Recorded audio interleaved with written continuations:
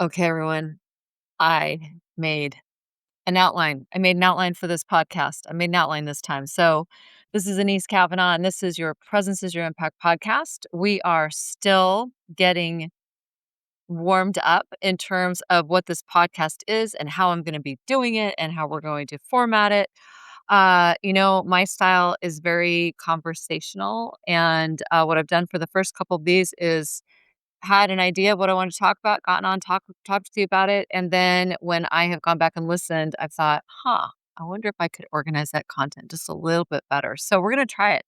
I got 2 episodes here for you, and, what's fun about these episodes, and I'm gonna do one right now, and then I'll do another one afterwards, but what's fun about these is that um, I'm accessing some of this core content by going into some of our programs that we've done in the past, like the Presence Protocol program and the Introduction to IEP Method program and the Confidence Equation. And so I am having this experience of getting to kind of go back through and look at work that was created, in the last year or so, and sometimes a little bit before that, and to look at it with a fresh eye. And I have to tell you, I'm so grateful that we've built what we've built on the platform to be able to give people these programs in the way that we are now. So I just want to say that. So a lot of the stuff I'm going to talk about, especially for this particular episode, we're going to be talking about the 7 different types of presence. There's 7 types of presence that I have been really taking apart, finding the nuance of, and distilling into different ways of working with people over the last many, many years, but especially over the last 2. So, I wrote Contagious Culture in 2015. Obviously, I created the IEP methodology before that. Then Contagious Culture helped people use that as a team. And then I wrote Contagious You, which really helped people dig into it more deeply as an individual leader. A lot of people say that Contagious You is like an executive coach in a book. If you go through and you actually do what I teach in that book, what I share in that book, the examples, the exercises. It's kind of like having me in your pocket. So I just want to. That's a little plug for that book. But you know, we're going to start talking a little bit more about Contagious You um, in this podcast as we go, because as I look at since we're releasing it just in June. Do we release June? Yeah, June 23rd, we released it. What I'm seeing in the notes I'm getting from people is how some of those topics and chapters are nuanced in a way now for today that I wanna talk about them in current time. So I hope I know that makes sense. That does make sense. I'm not gonna say that anymore. So anyway, the reason why I'm bringing that up is because as these bodies of work have been being built, as these books have been written, um, I am constantly in the work myself. I'm I don't I'm not one of those people that creates something and then goes, "Hey, look what I created and come and use it and it's amazing and it's perfect." And then I'm like, "I'm done with it." I'm actually actively in the methodology myself every single day. And I always joke around that, and sometimes it's funny, sometimes it's not funny, but I've been leading this work officially for 24 years now. And I feel like I have more work to do than anybody because every single day I find some new level of nuance in presence, in energy, in the way we're bringing ourselves to the table, in the way we're taking care of ourselves, in the way that we're talking to ourselves. There's some new level of nuance that is revealed, and then that opens up a whole new level of performance and calm and peace, um, in the moment and no matter what's going on. So, the 7 levels of presence, this is an example of that. This is one of the things that last year actually, in 2024, at the end of 2024, I started to work on the next book, which was going to be called Your Presence is Your Impact and may still be. I may still write that. I got into writing a couple of other pieces in the meantime, and then I put that down for a bit. But in doing it, I started to really dig into these different kinds of presence. And when I see people and when I work with them, even when I go into a room with like a team, like a leadership team or a team of executives, and I go into a room, I can see how these different kinds of presence are playing for that leader in their communication, in the energy they're bringing to the room, and basically kind of in their demeanor and how they feel even after the session when we talk about it. So I started to break down these 7 different types, and more recently, I've actually realized there's an 8th type of presence, but I'm not feeling like I want to start talking about that yet because I want a little bit more time, um, experiencing it, researching it, noticing it in people, and then bringing it to you and to our members, in a really responsible way. But I think there's actually, here's the thing, there's probably hundreds, but I'm gonna talk today about the 7 different types.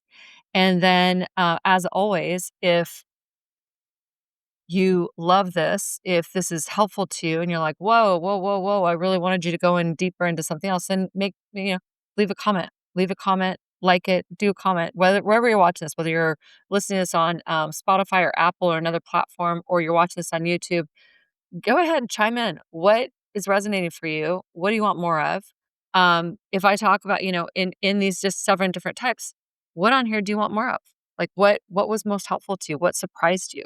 All right. So let's go ahead and get started. I'm going to take you through the 7.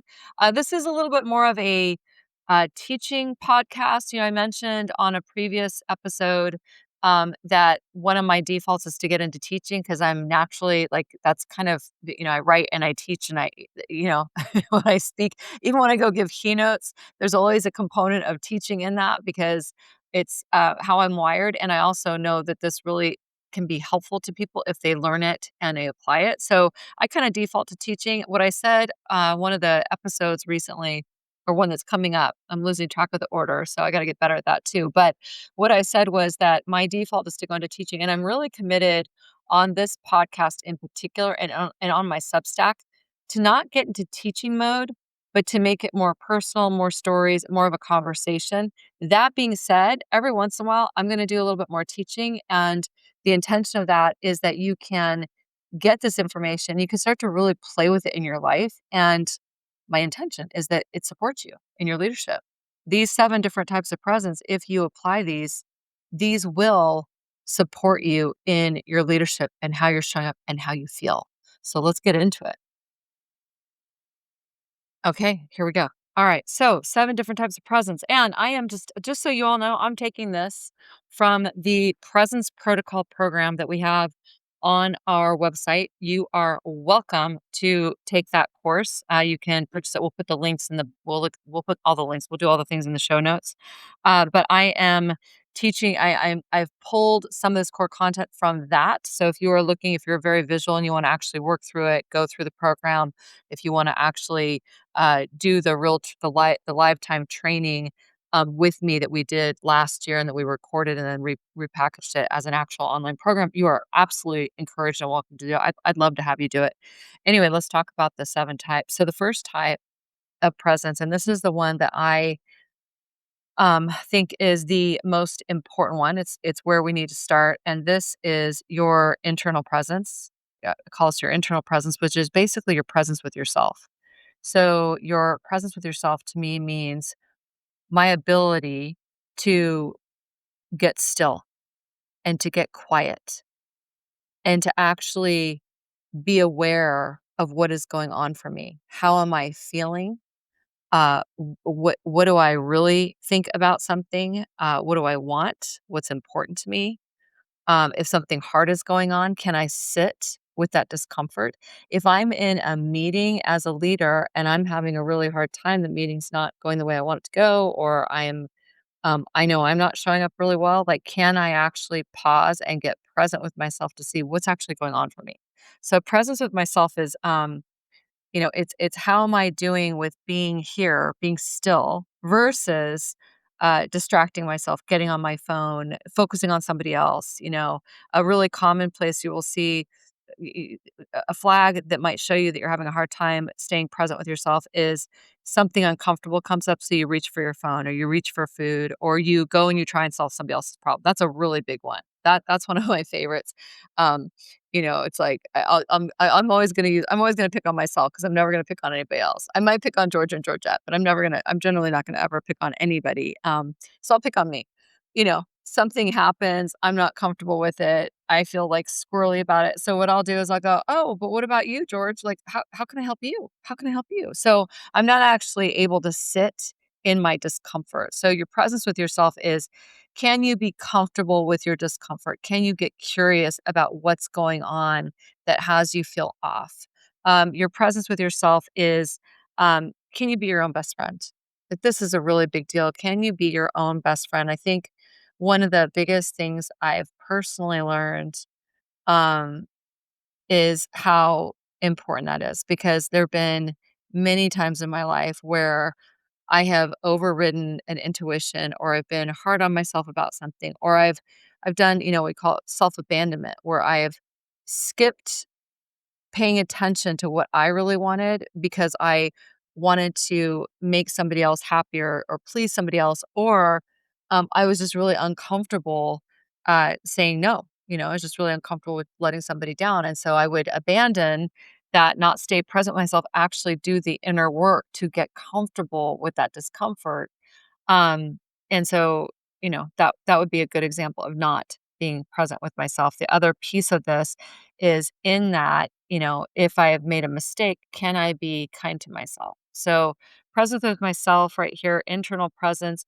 I also take that into, like, can I be present with God? Can I be present with my higher power? Can I be present to the fact that I don't have control of basically anything, and I'm doing my very, very best and one step at a time? Can I be present with myself? And then can I be comfortable with that? Can I be comfortable with the discomfort of that? So that's internal presence. So if you're into, like, putting things into action quickly, I would just invite you right now to give yourself a score. How are you doing with internal presence? Mm. In the IEP methodology, we have what we call the essential you. And the essential you is at the core of everything. No, I just dropped water on myself. The essential you is at the core of everything. And this is where your values live. This is where your purpose, your mission, why you do what you do. This is you being really clear about your intention. This is you just being really grounded with yourself. And this internal presence is where that lives. All right. So that's one. You guys, if you can get that going, and by the way, this is lifelong work. It's not like you listen to a podcast or take a class or even work on this for a year and it's handled. This is lifelong work that I find is one step at a time. And it's an everyday activity every single day. And um, as you know, I've been in this work for a long time. And the more I do, as I said it earlier at the beginning of this show, the more I do this work, the more nuance I find in levels of presence with myself. Can I be with myself? This is actually one of the hardest ones for people if they're honest. And I really want to encourage you. I'm spending a little bit more time on this one. I'm going to go through the other ones pretty quick, but I really want to encourage you to look at, like, how present are you with yourself? Can you be really present with what's going on for you in your life right now, and where things are working and where they're not working? Are you present to how happy you are right now? Are you present to the fact that you're, like, thinking, "Oh, it's just gonna get better. If I just push through, I'll get better. If this just happens, I'll get better." Are you, like, living in a moment where you're kind of actually future jumping? You're not actually present with what's happening right now. So it's just worth looking at. Lots of nuance there. I really encourage you to, um, do work either in the essential you, or to, uh, do work in the presence protocol so you can start to dig into that a little bit more deeply. All right. Second area that we look at is your external presence. This is more of what people often think presence is. Like, how are you showing up? How are you showing up? Your posture, your body language, your what you're wearing, your splotched water on your shirt when you're doing a podcast like that. Like, how are you showing up? What's your internal external presence? What's the energy that you're actually projecting out? This is internal. It's here. It's just for me. My internal presence has a huge impact. How clear I am, how congruent I am, how aligned I am with myself has a humongous impact then on how I'm actually showing up and the presence I am projecting, right? So external is what is it that you're actually projecting? What is it people are experiencing of you?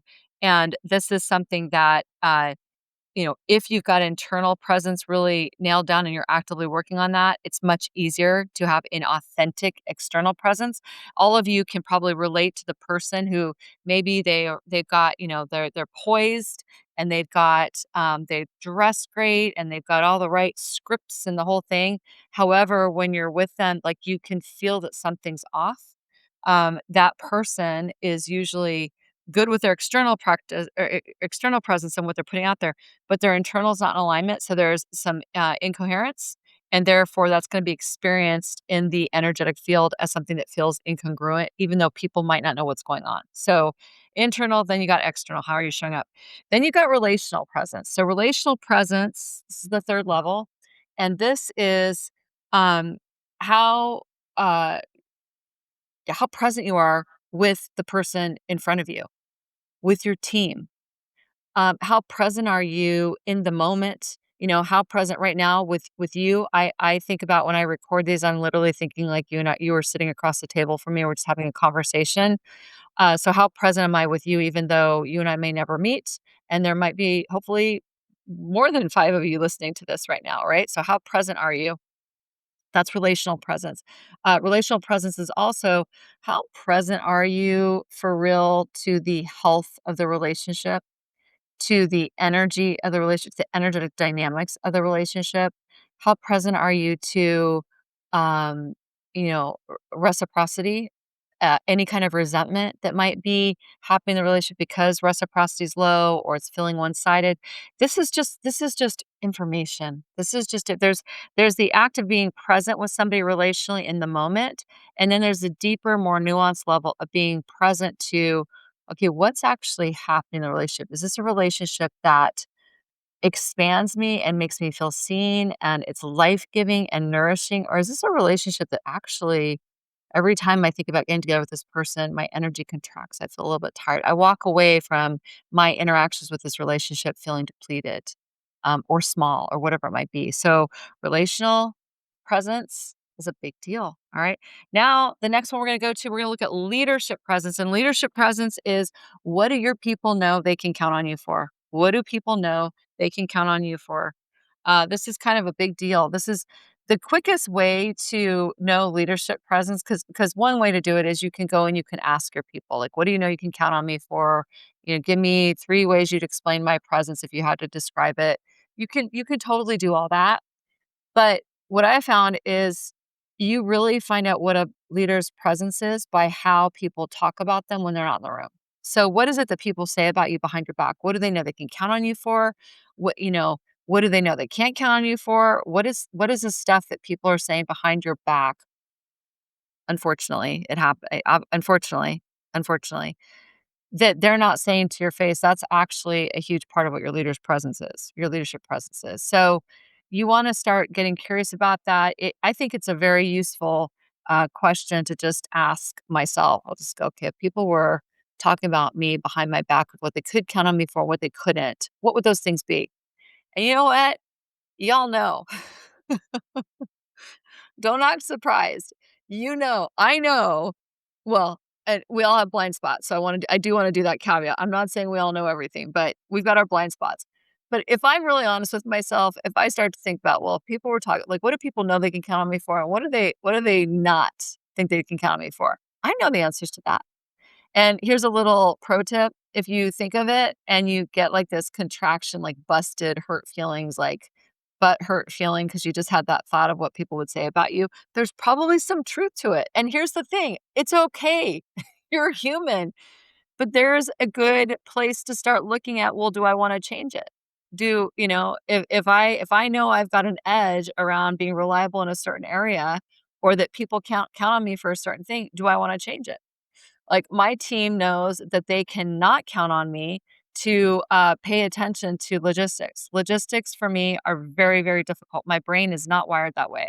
So, they know. I know that they know that I cannot be counted on for that, and I'm okay with it. And so we've actually had conversations to help manage that, because it's part of the reason why I have a team, is because I know that that's one of my weaknesses in leadership. If I was pretending to be really good at logistics and I was pretending to be like this really amazing logistics person, they'd probably be talking behind my back saying she doesn't know what she's doing. So stuff like that. Now, if there's stuff that I'm not being reliable in and I think to myself, wow, I think, actually people would probably say they couldn't count on me for this.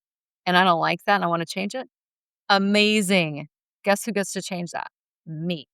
If I need to do a little bit of extra training or get some coaching or get some therapy or whatever the thing is that's getting in the way of me having the leadership presence that I want, I am in control of that. I can go do that. So your leadership presence, whether, everyone's got great things, everyone's got edges, whatever the case, look at it, partner with it, befriend it, get excited about it because the good, the bad, and the ugly all right here can be used in really, really beautiful ways if you're willing to just face it and deal with it and not, go into self beating, which brings us back to internal presence. So you see how these all kind of relate, right? You see how these relate. So now let's look at the next level situational presence. And this is about your honest relationship with the present moment. Like what's actually happening?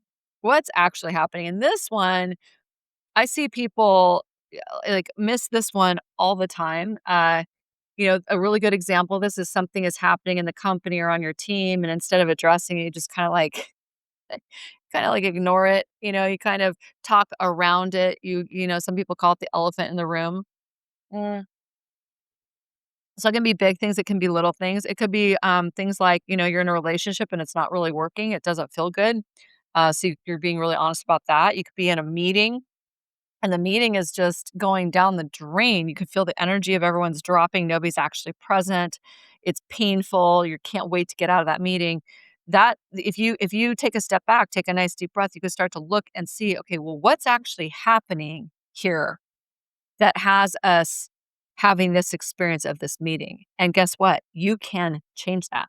You can change that. It starts with your presence. I'll tell you that right now. So situational presence, you getting really present, taking a step back, noticing what's happening, taking a breath, and then going, okay, what is it that needs to change here?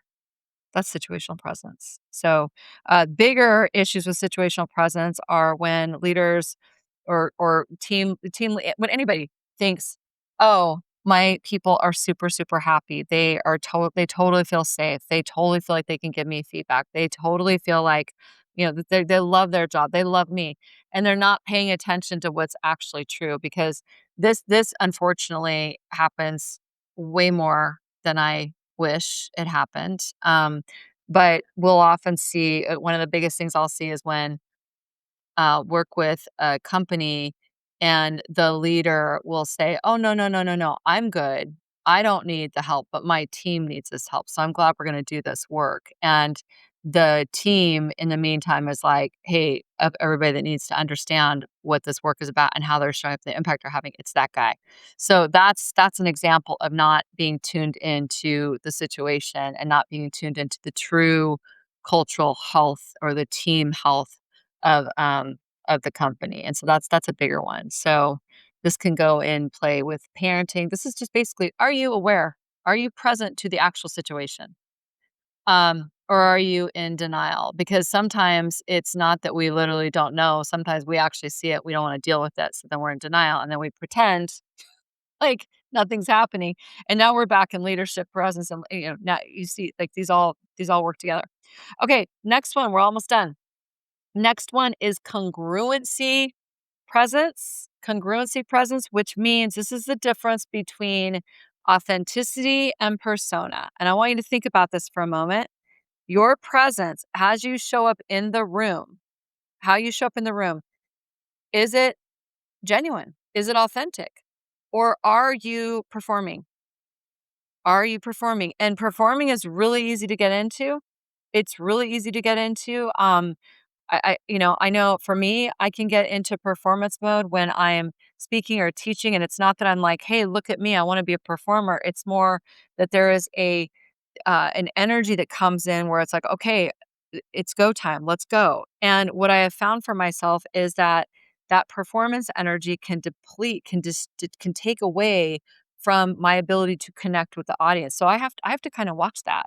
The place where leaders will get into trouble with performance energy is they think they have to have it all together. They think they have to have it all figured out and they have to be right. And so therefore they will go in performatively to their team and they'll present this facade that they've got it all figured out, but underneath they're like, I don't know what I'm doing. And this is where imposter syndrome comes up. I think I did a podcast about imposter syndrome that'll be coming out sometime around the same time as this one, so you can listen to that.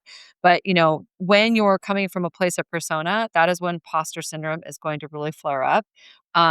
It's exhausting because then you have to hold this facade and your people can't connect with it. So it's really worth looking at, all right, where am I be coming from, performing or pushing, versus where am I coming from authenticity and just being present and being of service. And the congruency piece here is, when you're in alignment with yourself and you're coming from a place of authenticity, it is just so much easier to connect and to make a genuine connection and to stay in the energy of being of service. And then also to not exhaust yourself by being in performance and having to, what is it, peacock and cobra and all the things that people do when they're in persona and they're not paying attention. So that's congruency. And then the last one is impact presence. So impact presence, which is, are you tuned into the impact you're actually having? Okay. And are you tuned into the impact you want to have? All right. So, a really common one of this, we've gone through all these levels of presence. These work together. Okay. They're not just, you don't stack them, although I've shared them in order because I find that the more you have facility with one, the easier the next one is. Um, But with impact presence, we want to look at, are you aware of your actual impact? Are you aware of your impact? Are you able to command your presence so that you can have a more helpful impact with your people and with your leadership team? And an example of this is leaders who they've got a ton of pressure, they got a lot going on. They might be coming from a little bit of persona presence, like who knows, they may be exhausted. They they might not have a lot of whatever the case might be, but they're in their leadership team meetings and you can feel either that they're not present, and so that's having impact on the room, or they don't have command of their presence. And so therefore something happens that they don't like, so they have a big temper tantrum and they start yelling or they start making people wrong or they make people, at best, they start to make people feel not safe to actually speak freely because they're not in command of their presence. They're not actually aware of their impact. And so this is a really, really important one. This is actually where I do a lot of work with people when they come to me privately, because sometimes leaders will come and they'll feel, they'll be like, I feel like I'm forcing leadership a little bit, or I'm not having the impact I want to have, and I don't understand why, or I feel a little bit like an imposter. And these are like really brilliant people. But we've all got stuff going on underneath the surface, right? And so sometimes what will happen is when I get to do a little bit of work with them and I get to witness them, I will see the places where they start to slip into persona, or they start to slip into losing touch with the situation or losing touch with what they're actually projecting. And then before you know it, the impact that they're having on the people around them, they've lost the thread. Now they're reactive, they're defensive, or maybe they're not, and they're just posturing and trying to pretend like they've got it all figured out. And the team is like, they don't believe them because it's not authentic, it's not genuine, it's not congruent. So impact presence is, are you aware of the impact you actually have?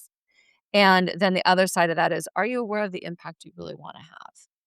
And you guys, that's where it gets really, really beautiful, because what I have found is if you can be really honest with yourself about the impact you want to have with your presence and your leadership in a room. If you can get, or in a room, with your legacy, in your company, with what you're building, if you're a creator, like if you can get really connected to the impact you want to have, and it doesn't mean you have to have it all figured out and the vision is perfect, but you get heartfully connected to the impact you want to have, then we can actually start to reverse engineer some of these and go, "Oh, all right, well, what other areas do I need to tend to so I could actually have that impact?" So, um, that's that. So these all work together.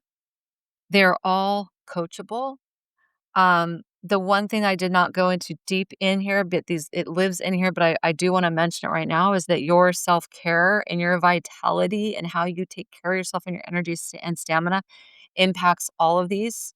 If you are exhausted and burnt out and you're not present and you're not pausing, and the energy that you're bringing is just it's busy and it's exhausted and it's in survival mode, it's really hard to strengthen these different levels of presence, these different types of presence. It's tricky and it affects every single one. So for example, if I am depleted and I'm giving you a little bit of a hint of this other area of presence that I'm looking at. But if I'm depleted and I'm, not taking care of myself, it's actually gonna be really hard to be present with myself because 'cause I'm probably going to self-medicate with food or whatever it might be. So, being present with myself when I'm depleted, that's hard. It's hard to be present with yourself and tell yourself the truth about things. So, I'm gonna probably skip on that a little bit. How I show up, my energy, my presence, my energy, my stamina, like, what I'm actually bringing, that's gonna have a huge impact. So, if I'm exhausted and I didn't get any sleep last night and I'm dehydrated, how I'm gonna show up is gonna be reflected in that. Relational, I'm not gonna have the patience for people that I actually really wanna have in my leadership. I'm not gonna have the patience. From a leadership standpoint, probably not gonna be having the impact I wanna have on people. I will not be as patient. I probably won't be as good at my decision making, right? They're probably gonna start counting on me as the kind of leader who, oh man, she's always busy, busy, busy, busy, busy. She's always exhausted. I walk away from a conversation with her, I feel tired. Actually, we shouldn't give her any more work. We shouldn't ask her for anything. This is a really common one. I don't wanna ask that person for anything because 'cause they're already so overwhelmed right now and they're exhausted. So, that's the energy that's getting put out, so that's gonna have an impact. Situational, if I am totally depleted and just running on fumes, I don't really even have the energy to figure out what's going on in the room and why people aren't getting along. So that's gonna have an impact there. Congruency, what I have found and I see this for people all the time is when they slip into persona mode and they have a persona presence versus a really authentic presence, it's because they're so exhausted, they don't feel like they can be authentic. And so therefore they force and they kinda have to puff up to make sure they can get through that meeting. There's I get that. I really do get that, but there's a better way to do it, and it starts with being present with yourself, taking really good care of yourself, and starting to pay attention to these different components. And then this last one, impact. If you're exhausted and you're operating on fumes, it's really hard to command your presence, and it's hard to even think about the impact you wanna have. So, I'll talk about self-care and vitality and how they relate to leadership on another show, but for right now, just know all of these things are deeply, deeply related, and I pray that something in this conversation today supports you and starting to look at, all right, what's the littlest thing I could do? What's one thing that you heard today or one area of presence that kind of grabbed you that if you started to put a little bit more energy and attention and love into that, that would actually support you first. And then, obviously it's going to ripple effect to the people around you because your presence is your impact. All right. So we're going to leave it there today. If you would like to go deeper into any of this work, I'm going to invite you our Presence and Impact Leadership Circle, it is awesome. I love it. It is small and mighty. It is building. Each month, we get a couple more people. I have been building it very slowly, very intentionally. I'm doing it in alignment, only moving as fast as I can stay in alignment with growing that community. But you are welcome to join there. We've got a webinar level where you just listen to the training once a month. We've got an interactive level where you actually do the training and then you get to come and be on in the room with everybody and we're talking on screen and there's coaching and there's real good shares and deep dives and we're workshopping the content. And then there's a third week which is always an ask me anything where you can talk about the podcast, you can talk about an article, you could talk about a program you're doing, you could talk about what we talked about for the month for the circle. That's amazing. So we'll put that in the show notes. The presence protocol program, we'll put that in the show notes. And then, yeah, any of the books. The books, I would say if you wanted to really dig into this topic with one of the books, I'd probably grab Contagious You for this. And yeah, if you do Contagious You, that's gonna help you start to build more of that energetic field and be more conscious about your leadership impact and such. So, and then of course, if you are a senior or executive leader out there, you got a lot of responsibility. You're holding a lot of pieces and you're feeling a little bit alone, or maybe your presence is not what you want it to be. You're having a hard time with your presence. You're having a hard time commanding your presence. You may or may not be getting feedback, or you might just be noticing that people are not really they're a little bit afraid of you. You can kind of tell that. Or you're having a hard time really holding your space and you want to have more of gravitas in your presence, more um, solidness in your presence. If that's you and you want to do some private work, reach out. I am doubling down on private work for the rest of 2026. I've got a couple things going on where I want to stay close to home, so I'm doing things a little bit differently for the rest of this year. I'll start booking a lot more stuff in terms of keynotes and travel and stuff for 2027. But right now, if you need help, reach out. You use me. I love to be really, really well used to share this work to help leaders out there who are carrying very heavy things and want to have more impact doing it while still feeling great doing it. So reach out. All right, you can email me actually at anese@activechoices.com. I will get back to you really quickly. Actually, my response time is pretty great. All right, you guys, lots of love to you. Thanks for being here. Please, if this was helpful to you, like it, share it, review it, do all the things with it, okay? Because it really does help more people get their eyes and ears and hearts on this content. And I think we all could use a little bit of a hug right now when it comes to leadership and impact. Okay, take care.